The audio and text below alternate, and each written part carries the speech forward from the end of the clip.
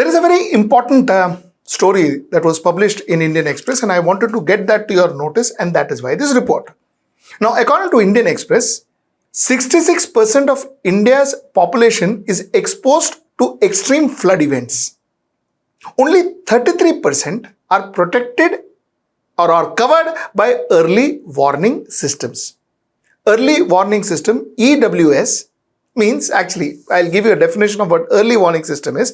Early warning system is an integrated system of hazard monitoring, forecasting and prediction, disaster risk assessment, communication and preparedness activities, systems and processes that enables individuals, communities, governments, businesses and others to take timely action to reduce disaster risk in advance of hazardous events.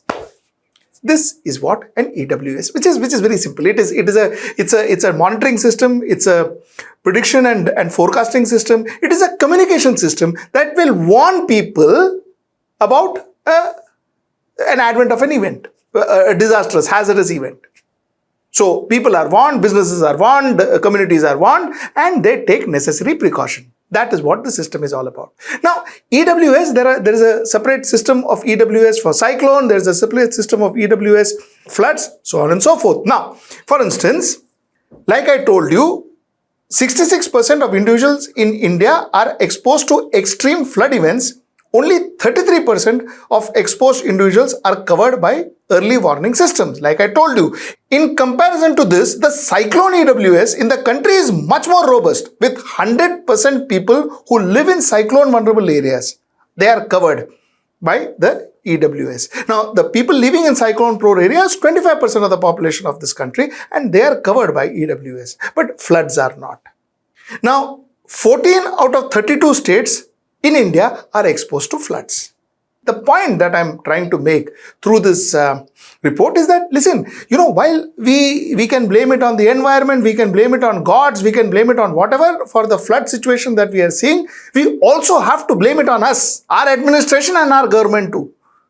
And our governments too. It is not just government, governments too. Because we have not given enough impetus to protect our people, to cover our people from the flood situation. 33% of people are protected, 66% are not. 66% are not. So the fact is, a lot of blame for the current floods also goes to government. I have spoken about other things like embankment and other infrastructural issues which causes flood, which destroys people's homes, properties, lives. We have spoken about that. But the point here is, somewhere down the line, putting all that as nature's worth and nothing to do with administration, nothing to do with governance is not really correct. A lot of things we could have done to ensure that people were warned, lives were saved, property was saved. That's the point I wanted to make.